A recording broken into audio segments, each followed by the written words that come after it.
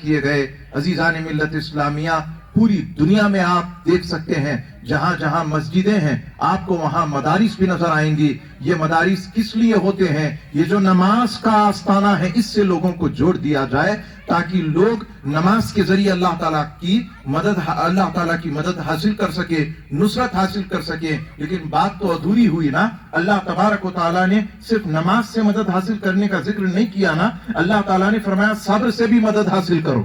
اور مترجمین اپنی فلو میں کہتے ہیں نماز اور صبر سے مدد طلب کرو. ارے وہ ترتیب کہو جو اللہ نے ترتیب رکھی ہے, جو اللہ نے ترتیب رکھی ہے. اللہ نے نماز سے پہلے بھی ایک مدد کا منبع, ایک مدد کا ذریعہ, ایک مدد کا سبب اس کا بھی ذکر کیا ہے. نماز سے پہلے کیا, پتا چلا اس کو بھی حاصل کرنا ہمارے لیے لازم و ضروری ہے. وہ کیا ہے؟ وہ صبر ہے, وہ صبر ہے. تو عزیزان ملت اسلامیہ آپ دیکھتے ہوں گے کہ مدارس میں معلمین, مدرسین, محققین, متکلمین, فضلاء, علماء, مفتیان, خطباء یہ سب نماز تو ضرور سکھائیں گے, لیکن صبر سکھانے کے لیے جیسے نماز سکھانے کے لیے مدارس بنائے گئے اسی طرح صبر سکھانے کے لیے خانقاہوں کا قیام کیا گیا. سبحان اللہ. صبر سکھانے کے لیے خانقاہوں کا قیام کیا گیا.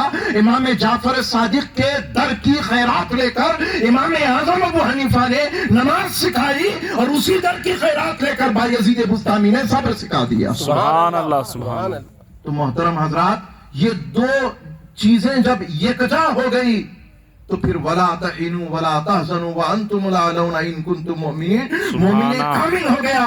اب دنیا کی کوئی قوت, دنیا کی کوئی طاقت, دنیا کا کوئی غالب اس پر غالب نہیں آ سکتا, اس پر غلبہ نہیں پا سکتا. یہی سب پر غالب ہوگا. کیوں؟ کیونکہ اس نے وہ حاصل کیا جس کی طرف اللہ تعالیٰ نے اشارہ کیا تھا. خانقاہوں کا قیام اس لیے کیا گیا. آج کا مختصر سا عنوان یعنی خانقاہ کیوں ہوتی ہے. آپ بیدر شریف میں آئیں گے, چوبارے کے اس طرف جائیں گے خانقاہ, اس طرف جائیں گے خانقاہ, چہار جانب آپ کو خانقاہیں ملیں گی. یہ سب کیوں کیا گیا؟ ویسٹ آف ٹائم نہیں تھا, ویسٹ آف انویسٹمنٹ نہیں تھا. اس کے پیچھے بہت سارے راز پوشیدہ تھے. تفصیل ہوتی تو میں یہ بھی بتاتا کہ کمانیں کیوں بنائی جاتی ہیں خانقاہوں میں.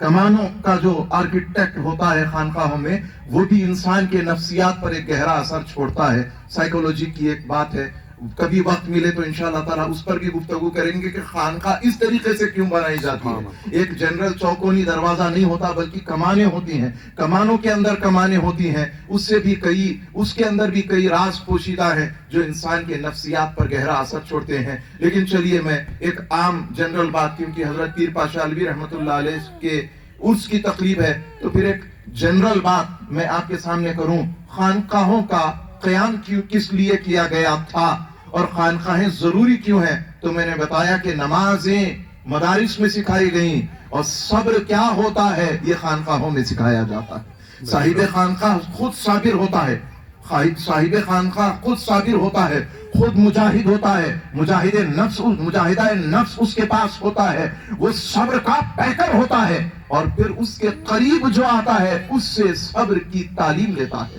اس سے صبر کی تربیت لیتا ہے. اور آپ دیکھتے ہیں کہ جسے صبر کی دولت ملتی ہے, صبر کی دولت ملتی ہے, وہ خود بھی خوش دل ہوتا ہے, وہ خود بھی بہت آباد رہتا ہے. وہ جہاں رہتا ہے آبادیاں رہتی ہیں, بہاریں رہتی ہیں, خوشحالیاں رہتی ہیں. یہ انسان کے صبر کا کمال ہوتا ہے. اور اللہ تعالیٰ نے صبر کرنے والے کے لیے ہی فرمایا ہے ان اللہ مع الصابرین. دیکھنا چاہتے ہو اللہ تمہیں کہاں ملتا ہے؟ خانقاہوں میں ملتا ہے, کیونکہ صبر خانقاہوں میں سکھایا جاتا ہے. سبحان اللہ. سبحان اللہ. صابرین خانقاہوں میں رہتے ہیں, صابرین خانقاہوں میں رہتے ہیں. تو عزیزان ملت اسلامیہ خانقاہوں سے کیا ہوا کہ ایک عرصہ دراز تک نبی کریم صلی اللہ علیہ وسلم کے وصال مبارک کے بعد ایک طرف احادیث کا کام ہوا, ایک طرف ماتریدیہ کا علم الکلام پھیلتا رہا, اشاعرہ پھیلتے رہے, دوسری طرف مذاہب اربعہ قائم ہوتے رہے, ائمہ فقہ قائم ہوتے رہے,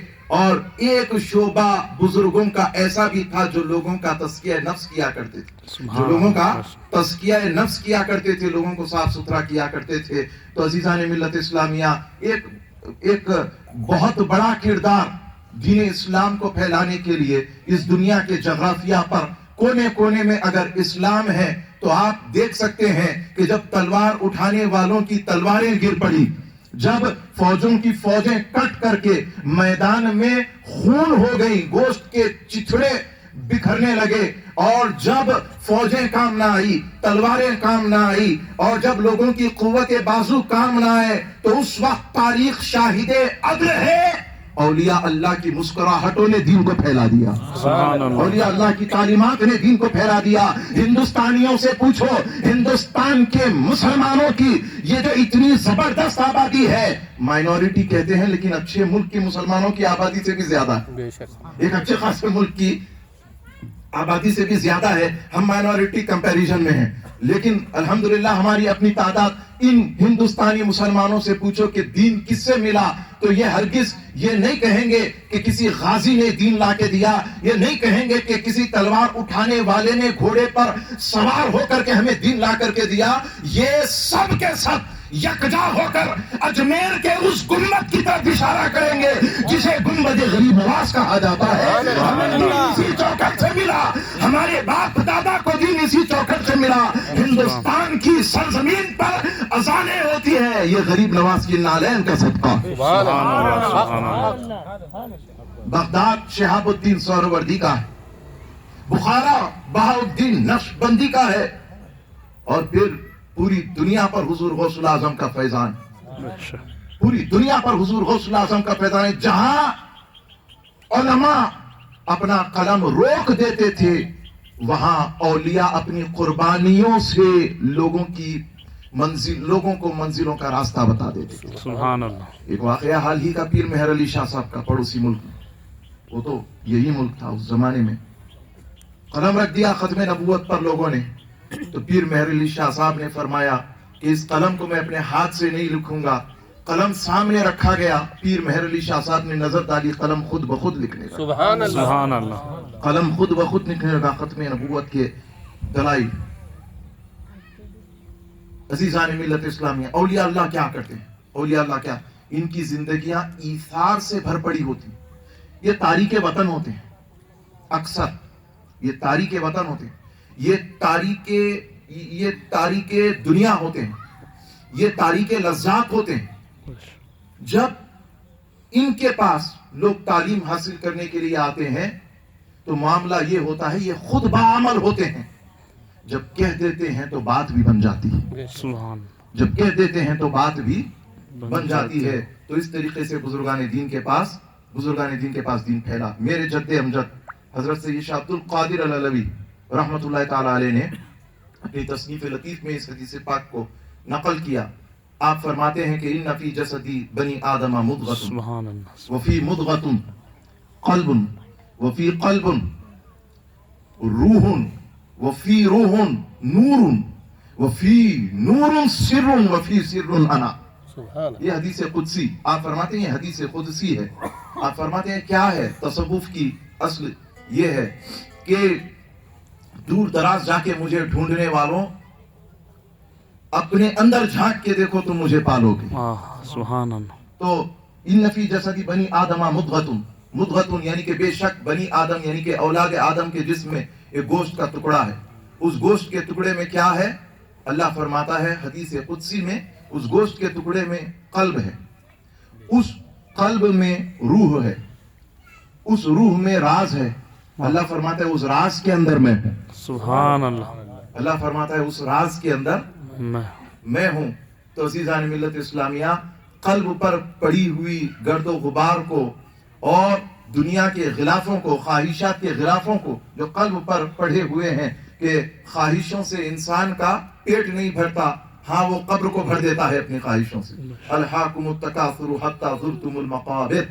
تو انسان اپنی خواہشوں کو پورا کرتا جاتا ہے، قلب کے اوپر غلاف موٹے ہوتے جاتے ہیں، اور پھر کیا ہوتا ہے؟ وہ قلب کثیف ہوتا چلا جاتا ہے، اور جو راز اس کے قلب میں رکھا ہوا ہے وہ نہیں ملتا۔ بزرگوں کے پاس کیا ہوتا ہے؟ اسی قلب پہ ضرب لگائی جاتی ہے، انا توڑی جاتی ہے، تکبر توڑا جاتا ہے، حرص، ہوس، لالچ، تکبر اور اس قسم کی جتنی باطنی خبیث بیماریاں ہیں، ان تمام بیماریوں کو، خباثتوں کو دھو دیا جاتا ہے۔ اس سارے غلاف जब कल्ब से हट जाते हैं तो वो कल्ब नहीं रहता, बल्कि मोमिन का कल्ब अर्श इलाही हो जाता है। मोमिन का कल्ब अर्श इलाही हो जाता है। तो सुल्तानुल आरिफीन हजरत बायजीद बुस्तामी रहमतुल्लाह ताला अलैह के जमाने का एक वाकया है। क्या हुआ कि एक शख्स ख्वाब में देखता है मैं अपने सर पे अर्श आजम को लेकर चल रहा हूं। कितना बड़ा ख्वाब है, मैं अपने सर पे अर्श आजम को लेके चल रहा हूं, बहुत बड़ा ख्वाब। ताबीर पूछने के लिए हजरत बायजीद बुस्तामी रहमतुल्लाह अलैह की बुस्तान शहर को पहुंचा, लेकिन जब पहुंचा तो उसे पता चला कि हजरत क़िबला का विसाल हो गया है। अब क्या किया, बहुत अफसोस किया, रंजीदा हुआ, लेकिन चलो भाई यहां तक आया, नमाज जनाजा में शिरकत कर लूं और मकफूलीन में अपना शुमार कर लूं। नमाज जनाजा में शामिल हो गया। कांधा देने के लिए भीड़ इतनी थी कि कांधा नहीं मिला। धक्के खाते खाते जनाजा ही नीचे आ गया, उसके सर पे हजरत का जनाजा आ गया। सुभान अल्लाह। धक्के खाते खाते कहाँ आ गया, जनाजे के नीचे आ गया। अब ये चल रहा है सर पे बायजीद बुस्तामी का जनाजा चल रहा है। दिल में सोच रहा था, बहुत रंजीदा था, क्या है हजरत, मैं तो आया था ख्वाब की ताबीर के लिए, मैं तो आया था ख्वाब की ताबीर के लिए, और आप चले गए ख्वाब की ताबीर बताए बगैर। अंदर से आवाज आई, नादान यही तेरे ख्वाब की ताबीर थी, यही तेरे ख्वाब की क्या थी तेरे ख्वाब की ताबीर कि तू अर्श आज़म को सर पे लेके चल रहा है। मोमिन का कल्ब अल्लाह की तजल्लीगाह है, और अल्लाह की तजल्लियों से मोमिन का कल्ब अल्लाह की तजल्लियों से इतना पाक होता है कि अर्श आज़म बन जाता है। सुभान अल्लाह। वो अर्श आज़म यही फरमाते हैं मेरे जद हजरत अब्दुल कादिर अलवी रहमतुल्लाह अलैह के फी सिर्रुनमा, उस राज के अंदर मैं हूं। तुम अर्श आज़म की तलाश में आसमानों की तरफ न जाना, तुम अपने दिल की कसाफतों को साफ करते जाओ, अपने कल्ब को बुराइयों से पाक करते जाओ, कसाफतों से खबासतों से पाक करते जाओ। अल्लाह तुम्हारे कल्ब को अर्श इलाही बना देगा। सुभान अल्लाह। तो मैं सोच रहा था, हमारे यहाँ एक टॉपिक है पॉड्सोलाइजेशन, हमारी साइंस में आता है पॉड्सोलाइजेशन, जिसमें यह तफक्कुर किया जाता है कि ये दुनिया बनी कैसे। तो उसमें हम ये गौर करते हैं कि ये दुनिया वजूद में कैसे। आप देख सकते हैं कि यहाँ हम जिंदा हैं ऑक्सीजन की वजह से जिंदा है। हैबिटेबल एटमॉस्फेयर क्यों है यहाँ, ऑक्सीजन की वजह से। आप जाकर जो है कि मार्स में ऐसे नहीं रह सकते, आप सैटर्न पर या जुपिटर पर घर नहीं बसा सकते। आप जाके बसाने की कोशिश कीजिएगा, आपको पूरा जुपिटर दे देंगे, आप कहेंगे नहीं भाई जमीन का वो 60 गज का प्लॉट अच्छा है, लेकिन वो जुपिटर का उतना बड़ा प्लैनेट जो 700-800 जमीनों से भी बड़ा है, वो नहीं चाहे। क्यों, ऑक्सीजन नहीं। तो इस जमीन पर जीने के लिए ऑक्सीजन की जरूरत होती है। तो तफक्कुर, सोचना जिसे कहते हैं, अफला तदब्बरून अफला तफक्करून, तुम गौर नहीं करते, तुम फिक्र नहीं करते, करो, देखो आसपास देखो अपने, तुम्हें हर चीज में अल्लाह तबारक व तआला की निशानियां नजर आती हैं। तो ये दुनिया बनी कैसे, वो